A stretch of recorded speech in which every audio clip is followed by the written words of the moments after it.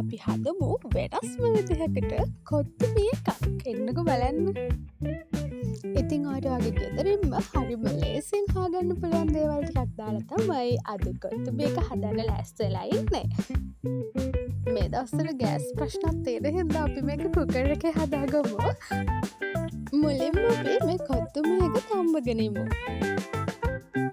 ඉතින් මේ විදිහට තම්බුනාට පස්සේ මේක අයින් කරලා අපි භාජනයට තව තෙල් ටිකක් දාලා සුදු ලුණු එතකොට අපි රයි මිරිස් මම ටිකක් සැරට හදාගන්න. ඊට පස්සේ ටිකක් ඉදිච්ච අමිරිස් කරලක් මාළු මිරිස් මේ ඔක්කොම ටිකක් දාලා අපි මේකට කහකුඩු ටිකක් තුඩු පහකුඩු ටිකකුත් දාලා හොඳට ෆ්‍රයි කරගන්න ඕනේ. රසායන ලුණු ටිකකුත් දාලා බිත්තරයක් පොඩ්ඩක් ලොකුට කපාගත්ත කැරට් ටිකක් මේ ඔක්කොම දාලා හොඳට ෆ්‍රයි කරගන්න ඕනේ. සුවඳ දැන් නම් ඔන්න ළමයි ඊට පස්සේ කොත්තුමියකට හම්බෙන ඔයිල් පැකට් එකයි පවුඩර් පැකට් එකයි දාලා හොඳට මික්ස් කරගන්න මේක.